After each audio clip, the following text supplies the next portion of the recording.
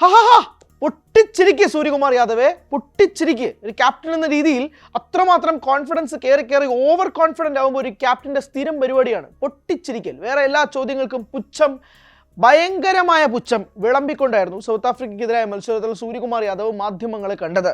ഏറ്റവും പ്രധാനപ്പെട്ട ഒരു കാര്യം പറയട്ടെ, ഒരു മാധ്യമപ്രവർത്തകൻ ഒരു ചോദ്യം ചോദിച്ചു. ചോദ്യം ഇപ്രകാരമാണ്: ഈ മത്സരത്തിന് മുമ്പ് പ്രസ് മീറ്റിൽ ഒക്കെ തന്നെയായിട്ട് സൂര്യകുമാർ യാദവ് ഒരു കാര്യം പറയുമെന്ന് പ്രതീക്ഷിച്ചു, പക്ഷെ പറഞ്ഞില്ല. അതുകൊണ്ട് മാത്രം നമ്മൾ ചോദിക്കുകയാണ്, ഈ മത്സരത്തിന് മുമ്പ് നെറ്റ്സിൽ വളരെയധികം കഠിനമായി മത്സരിച്ചുകൊണ്ടിരുന്ന സഞ്ജു സാംസനെ കണ്ടു. അപ്പോൾ സഞ്ജു ഉണ്ടാവുമോ ഈ മത്സരത്തിൽ?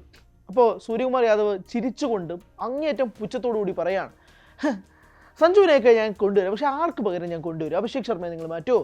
നിങ്ങൾ തിലക് വർമ്മയെ മാറ്റുമോ? നിങ്ങൾ ആരെ മാറ്റും എന്ന് പറഞ്ഞുകൊണ്ടാണ് സൂര്യകുമാർ യാദവ് ഈ ചോദ്യം ചോദിച്ചത്. ഒന്നാമത്തെ കാര്യം പറയാം, അത്രമാത്രം ഓവർ കോൺഫിഡൻ്റ് ആയിട്ട് നിന്ന് സൂര്യകുമാർ യാദവിന് ഏറ്റ കനത്ത തിരിച്ചടി തന്നെയാണ് ഇപ്പോൾ സംഭവിച്ചിരിക്കുന്നതെന്ന് പറയാതിരിക്കാൻ സാധിക്കില്ല. ഇപ്പോൾ എത്തി നിൽക്കുന്ന സ്ഥിതി എന്താണെന്നറിയാമോ?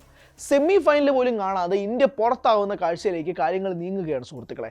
അതായത് നിങ്ങൾ ടേബിൾ എടുത്ത് നോക്കിയാൽ, ഈ പോയിന്റ്സ് ടേബിളിൽ സൂപ്പർ 8 ടേബിൾ എടുത്ത് നോക്കിക്കഴിഞ്ഞാൽ ഒന്നാം സ്ഥാനത്ത് സൗത്ത് ആഫ്രിക്ക, രണ്ടാം സ്ഥാനത്ത് ഇന്ത്യ, മത്സരങ്ങളൊന്നും കളിക്കാത്തത് കൊണ്ട് മൂന്നാം സ്ഥാനത്തും നാലാം സ്ഥാനത്തും മറ്റ് രണ്ട് ടീമുകളായ സിംബാബ്വേയും വെസ്റ്റ് ഇൻഡീസും വന്ന് നിൽക്കുകയാണ്. ഇന്ത്യയുടെ നെറ്റ് റൺ റേറ്റ് എന്ന് പറയുന്നത് -3 അതായത് -3 എത്തി നിൽക്കുന്നു ഇന്ത്യയുടെ നെറ്റ് റൺ റേറ്റ്. ആ നെറ്റ് റൺ റേറ്റ് എന്ന് പറഞ്ഞാൽ ഏറ്റവും ഭീകരമായ, ഇന്ത്യ ഒരു ഘട്ടത്തിൽ സൂപ്പർ 8 ഇത്രയും വലിയ തോൽവി ഇന്ത്യയുടെ ചരിത്രത്തിലുണ്ടായിട്ടില്ല. 76 റൺസിൻ്റെ തോൽവി. ഒരു ഘട്ടത്തിൽ സൗത്ത് ആഫ്രിക്ക 20-3 ആയിരുന്നു പ്രിയപ്പെട്ട സുഹൃത്തുക്കളെ. അവിടെ നിന്നുകൊണ്ട് സൗത്ത് ആഫ്രിക്കയ്ക്ക് രക്ഷകരായി സ്റ്റബ്സും മില്ലറും എല്ലാം ചേർന്ന് നടത്തിയൊരു പാർട്ട്ണർഷിപ്പ് ഉണ്ട്, ബ്രവിസും എല്ലാം കൂടി ചേർന്ന് നടത്തിയൊരു പാർട്ട്ണർഷിപ്പ് 180 മുകളിൽ സൗത്ത് ആഫ്രിക്കയെ കൊണ്ടെത്തിച്ചു. അവിടെ നിന്ന് ഇന്ത്യ 7 പന്തുകൾ ബാക്കി നിൽക്കെ ഓൾ ഔട്ട് ആവുന്ന കാഴ്ച വരുന്നത് അങ്ങേയറ്റം ഓവർ കോൺഫിഡൻ്റ് ആയി ഇന്ത്യയെ കണ്ടുകൊണ്ട് മാത്രം തന്നെയാണെന്ന് പറയേണ്ടി വരുന്നു. വൈസ് ക്യാപ്റ്റനായ അക്സർ പട്ടേലിനെ വരെ ബെഞ്ചിലിരുത്തി, എന്നിട്ട് വാഷിങ്ടൺ സുന്ദറിനെ കൊണ്ടുവന്ന് കളിപ്പിച്ചു. എന്ത് കാര്യത്തിനും ചോദിച്ചാൽ സൂര്യകുമാർ യാദവിന് പോലും ചിലപ്പോൾ ഒരു മറുപടി ഉണ്ടാവില്ല.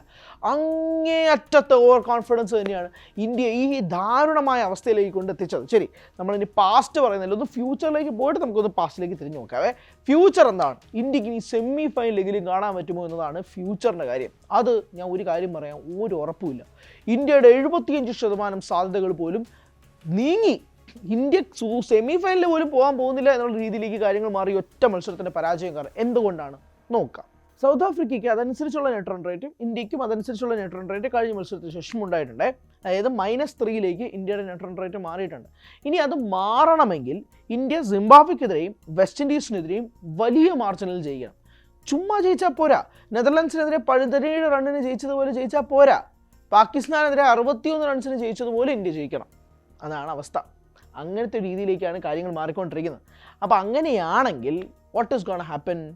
സിംബാബ്വേക്കെതിരെ വലിയ റൺസിന് ജയിക്കണം, വെസ്റ്റ് ഇൻഡീസിനെതിരെ വലിയ റൺസിന് ജയിക്കണം. കഴിഞ്ഞില്ല. സൗത്ത് ആഫ്രിക്ക വെസ്റ്റ് ഇൻഡീസിനെതിരെ നല്ല മാർജിനിൽ ജയിക്കണം. അതുകൊണ്ട് അതായത് സാധാരണ IPL ഒക്കെ വരുമ്പോൾ പല ടീമുകൾ, ഇപ്പോൾ RCBയും CSK പല ടീമുകളും കാൽക്കുലേറ്ററിൽ പരിപാടി വെക്കും. അയ്യോ ഇതിൽ ജയിക്കാൻ പറ്റുമോ, അതിൽ ജയിക്കാൻ പറ്റുമോ, ഇത് കൂട്ടി കുറച്ചൊക്കെ നോക്കും. ആ അവസ്ഥയിലേക്ക് ഇന്ത്യൻ ടീം മാറിയിരിക്കുകയാണ്. എല്ലാത്തിനും ഒരൊറ്റ കാരണമേ ഉള്ളൂ, ഓവർ കോൺഫിഡൻസ്. പ്രിയപ്പെട്ട സൂര്യകുമാർ യാദവ് പ്രസ് മീറ്റിൽ വന്ന് ചിരിച്ചുകൊണ്ട് ലൈറ്റായിട്ട് കാര്യങ്ങൾ പറഞ്ഞാൽ നിങ്ങൾ ക്യാപ്റ്റൻ കൂൾ ആവില്ല. നിങ്ങൾ പലരെയും ഇമിറ്റേറ്റ് ചെയ്യാൻ വേണ്ടി ശ്രമിക്കുന്നതായിട്ട് തോന്നുന്നുണ്ട്, പക്ഷേ അതൊന്നും ആവില്ല. ഇനി സൂര്യകുമാർ യാദവിൻ്റെ ഫോമിലേക്ക് വരാം. കഴിഞ്ഞ മത്സരത്തിൽ 22 പന്തിൽ നിന്നാണ് സൂര്യ 18 റൺസ് തികച്ചത്. ഒന്നുകൂടെ ആവർത്തിക്കാം, 22 പന്തിൽ നിന്നും 18 റൺസ്. പേര് ക്യാപ്റ്റൻ സൂര്യകുമാർ യാദവ്. സൂര്യകുമാർ യാദവും ഇന്നും ഫോമിൽ നിന്നൊക്കെയാണ് എല്ലാവരും പറയുന്നത്. ഈ ലീഗ് മത്സരത്തിൽ USA-ക്കെതിരായ മത്സരത്തിന് ശേഷം അല്ലാണ്ട് നമീബിയ, പാകിസ്ഥാൻ, നെതർലൻഡ്സ്, ഇപ്പോൾ കഴിഞ്ഞ സൗത്ത് ആഫ്രിക്കയ്ക്കെതിരായ മത്സരത്തിൽ നിങ്ങൾ സൂര്യകുമാർ യാദവിൻ്റെ റൺസും അദ്ദേഹം എടുത്ത പന്തുകൾ നോക്കിയേ.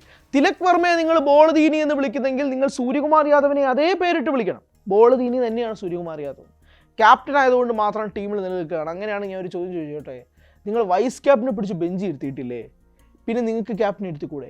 ബാലിശമായ ചോദ്യമാണെന്ന് പലർക്കും ചിന്തിച്ചാൽ പോലും അതൊരു വളരെ സ്ട്രേറ്റ് ഫോർവേഡ് ആയിട്ടുള്ള ക്വസ്റ്റൻ ആണ്. നിങ്ങൾ ക്യാപ്റ്റൻ സൂര്യകുമാർ യാദവിനെ പിടിച്ചൊരു മത്സരത്തിൽ ബെഞ്ചിലെടുത്തു, വേറെ ആരെങ്കിലും കൊണ്ടുവരൂ. എന്തുകൊണ്ട്? ക്യാപ്റ്റൻ ആയതുകൊണ്ട് ഞങ്ങൾക്ക് തൊടാൻ കഴിയില്ല എന്നുള്ളതാണോ നിങ്ങൾക്ക് പ്രശ്നം? Step down. മാനേജ്മെൻറ്റിനോട്, കോച്ചിനോട് പറ, ഞാൻ മാറി നിൽക്കാം ഒരു മത്സരത്തിലേക്ക്, എനിക്കിപ്പോൾ ഫോം കണ്ടെത്താൻ കഴിയുന്നില്ല എന്നത്. വളരെ ഫ്ലെക്സിബിളാണ് ഞാൻ എന്നാണ് സൂര്യകുമാർ യാദവ് പറഞ്ഞത്. ഈ സൂര്യകുമാർ യാദവ് സൗത്ത് ആഫ്രിക്കയ്ക്ക് മുന്നത്തെ മത്സരത്തിൽ അങ്ങേയറ്റം കോൺഫിഡൻസ് ആയിരുന്നു. അത് എന്തുകൊണ്ടാണ് ഞാൻ പറഞ്ഞുതരാം. സൂര്യ പറഞ്ഞൊരു വാചകവും കൂടിയുണ്ട്. അതായത് 9-10 ഓവർ വരെ വിക്കറ്റ് ഒന്നും പോവാതെ നിൽക്കുകയാണെങ്കിൽ ചിലപ്പോൾ നിങ്ങൾ ഒരു വിക്കറ്റ് വീണ് കഴിഞ്ഞാൽ ഹാർദിക് പാണ്ഡ്യയോ ശിവം ദൂബിയോ ചിലപ്പോൾ ഞാൻ പോലും കയറി വന്നേക്കാം എന്നതുപോലും 10 ഓവർ വരെ ഒരു വിക്കറ്റ് പോലും വീഴ് അങ്ങനെയൊക്കെ ചിന്തിക്കുന്നത്. ഇവിടെ ഒരു ഓപ്പണർ ഒന്നിൽ ഇഷാൻ കിഷൻ ഡക്കാവും അല്ലെങ്കിൽ അഭിഷേക് ശർമ്മ ഡക്കാവും. അതായത് ആദ്യത്തെ ഓവർ തന്നെ ഇന്ത്യക്ക് ഇങ്ങനെ വിക്കറ്റുകൾ നഷ്ടപ്പെട്ടുകൊണ്ടിരിക്കുകയാണ് കഴിഞ്ഞ കുറച്ച് മത്സരങ്ങളായിട്ട്. എന്നാലും അഹങ്കാരത്തിനും കോൺഫിഡൻസിനും ഒരു കുറവ് 9-10 ഓവർ ഒരു വിക്കറ്റ് പോലും പോവുക. അവിടെ ആദ്യത്തെ ഓവർ തീരുന്നതിന് മുമ്പ് ഒരു വിക്കറ്റ് പോയി തുടങ്ങുന്നു കഴിഞ്ഞ മത്സരങ്ങളിലൊക്കെ തന്നെ. എന്നാലും അഹങ്കാരത്തിനും ഓവർ കോൺഫിഡൻസിനും ഒരു കുറവില്ലാത്ത പോലെയാണ്. ഇത് ഞാൻ പറയാണ്, നിങ്ങൾ പറയായിരിക്കും 12 മത്സരങ്ങൾക്ക് ശേഷം ഒരു തോൽവി ഇന്ത്യക്ക് എന്താ തോറ്റുകൂടെ, ഇന്ത്യക്ക് തോൽവി എന്താ പറ്റില്ലേ, 2024 T20 ലോകകപ്പിൽ ഒരു മത്സരം പോലും തോറ്റില്ലല്ലോ, 2022 സെമി ഫൈനലല്ലേ തോറ്റത്, അതിനുശേഷം ഒരു മത്സരം തോക്കാൻ പാടില്ലേ, അപരാജിതരായിട്ട് ഒരു ടീമിന് എങ്ങനെ ഇത്രയും നാൾ പൊക്കോണ്ടിരിക്കാൻ പറ്റും എന്നൊക്കെ ചോദിച്ചാൽ നിങ്ങൾക്ക് തോക്കാം. പക്ഷേ ദാരുണമായ ദയനീയമായ ലോക ക്രിക്കറ്റ് തന്നെ ഞങ്ങളുടെ കാൽച്ചുവട്ടിലാണെന്നുള്ള അഹങ്കാരം വെച്ചുകൊണ്ടിരിക്കുന്ന BCCIക്കും ഇന്ത്യൻ ക്രിക്കറ്റ് ടീമിനും ഏറ്റവും വലിയ തിരിച്ചടിയാണ്. ആൻഡ് തോൽവി ഏത് സർക്കംസ്റ്റാൻസിലാണ്? സൂപ്പർ 8-ലാണ്. നിങ്ങളൊരു ലീഗ് മത്സരം തോക്കുന്നത് പോലെ അല്ല.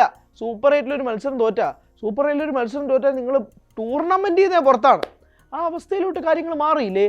ഇനി ചിരിക്കുക സൂര്യകുമാർ യാദവേ, പൊട്ടിച്ചിരിക്കുക എന്നത് തന്നെയാണ് പറയാനുള്ളത്. നിങ്ങൾ ചിരിച്ചുകൊണ്ട് മറുപടി പറഞ്ഞുകൊണ്ടിരിക്കുക. വളരെ സീരിയസ് ആയിട്ടുള്ള ക്വസ്റ്റ്യൻസിന് പോലും ചിരിച്ചും കളിയാക്കിയും പുച്ഛിച്ചുമുള്ള മറുപടികൾ ഇനിയും പ്രതീക്ഷിക്കുന്നുണ്ട്. ഒരുപക്ഷെ ഒരു വലിയ ഓവർ കോൺഫിഡൻസ് തന്നെയാണ് ഇന്ത്യ ഈ നിലയിലേക്ക് എത്തിച്ചതെന്ന് പറയാതിരിക്കാൻ സാധിക്കില്ല. കഴിഞ്ഞ മത്സരം തന്നെ അതിന് ഏറ്റവും വലിയൊരു ഉദാഹരണമാണ്. 20-3 സൗത്ത് ആഫ്രിക്കയെ കൊണ്ടെത്തിച്ചപ്പോൾ അപ്പം തന്നെ കളി ജയിച്ചു എന്ന് ഉറപ്പിച്ചുകൊണ്ടുള്ള ഇന്ത്യൻ താരങ്ങളുടെ സന്തോഷങ്ങൾക്കൊക്കെ ഏറ്റവും വലിയൊരു ഇരുട്ടടിയും തിരിച്ചടിയും കൊടുക്കുന്നതായിരുന്നു ഡേവിഡ് മില്ലറിൻ്റെ മത്സരവും ബ്രവിസിൻ്റെ മത്സരവും ഒക്കെ തന്നെ നമ്മൾ കണ്ടുകൊണ്ടിരുന്നത്. പക്ഷേ അവിടെ നിന്ന് ഏറ്റവും ഒരു കനത്ത തിരിച്ചടിയിൽ ഇന്ത്യക്ക് പിന്നീട് വരാൻ കഴിഞ്ഞില്ല. സാധാരണ കളിയാക്കിക്കൊണ്ട് പറയും ഇന്നിങ്സ് ഡിഫീറ്റ് എന്ന്. അതല്ലേ കഴിഞ്ഞ ദിവസം സംഭവിച്ചത്? ഇന്നിങ്സ് ഡിഫീറ്റ് 76 റൺസിൻ്റെ തോൽവി എന്നൊക്കെ പറഞ്ഞാൽ ചെറിയ തോൽവിയാണ്. 111 നെൽസൺ നമ്പറിലേക്ക് ഇന്ത്യ ഓൾ ഔട്ട് ആക്കുന്നൊരു കാഴ്ച. പാകിസ്ഥാൻ ഓൾ ഔട്ട് ആയപ്പോൾ നമ്മൾ എന്തൊക്കെയാണ് പറഞ്ഞത്? പാകിസ്ഥാനെ തൂത്തുവാരി കൊല വിളിച്ചു, 61 റൺസിൻ്റെ പടുകൂറ്റൻ തോൽവി എന്നൊക്കെ നമ്മൾ വിളിച്ചിട്ടുണ്ടെങ്കിൽ ഇവിടെ സൗത്ത് ആഫ്രിക്കയ്ക്കെതിരെ അതിനേക്കാൾ 15 റൺസിന് കൂടുതലായിട്ടുള്ള തോൽവി ഇന്ത്യ വഴങ്ങുമ്പോഴേക്കും നമ്മൾ അതേ വാക്കുകൾ തന്നെ ഉപയോഗിക്കണം. തർക്കമൊന്നുമില്ല. ഇന്ത്യയെ നാണം കെട്ടുവിട്ടു സൗത്ത് ആഫ്രിക്ക, വെട്ടിക്കീറി കൊന്നു ദക്ഷിണാഫ്രിക്ക. പ്രോട്ടിയസിന്റെ തേരോട്ടമായിരുന്നു കഴിഞ്ഞ ദിവസം നടന്നതെന്ന് പറയാതിരിക്കാൻ സാധിക്കില്ല. ടാക്ടിക്കലി എന്തൊക്കെ പ്രശ്നങ്ങളാണ് കഴിഞ്ഞ മത്സരത്തിലുണ്ടായത്, എന്തൊക്കെ പ്രശ്നങ്ങൾ ടാക്ടിക്കലി ഉണ്ടായിട്ടുണ്ട്, എല്ലാ രീതിയിലും ഉണ്ടായിട്ടുണ്ട്. അങ്ങനെ തന്നെ നമ്മൾ പറയേണ്ടി വരും. എന്തായാലും അതിനൊക്കെ കുറിച്ച് വിശദമായിട്ട് തന്നെ സംസാരിക്കേണ്ടതുണ്ട്. പക്ഷേ എന്നാൽ പോലും ഒരു തരത്തിലും കഴിഞ്ഞ ദിവസത്തെ മത്സരത്തെ ഇന്ത്യക്ക് ഒരു തരത്തിലും ന്യായീകരിക്കാൻ ഒന്നുമില്ലാതെ പോയി. എല്ലാം കൊണ്ടും സൗത്ത് ആഫ്രിക്ക ആറാടിയ മത്സരം തന്നെയാണ് കഴിഞ്ഞ ദിവസം സംഭവിച്ചതെന്നും പറയാതിരിക്കാൻ കഴിയില്ല. അങ്ങനെ എല്ലാം കൊണ്ടും ഇന്ത്യക്ക് ഏറ്റ കനത്ത തിരിച്ചടി ഈ ഒരു ഓവർ കോൺഫിഡൻസിൽ നിന്നെങ്കിലും ഇന്ത്യ പാഠം പഠിക്കുമെന്ന് വിശ്വസിക്കുന്നു. കൂടുതൽ വാർത്തകൾക്ക് News 18 Keralam YouTube channel subscribe ചെയ്യുക.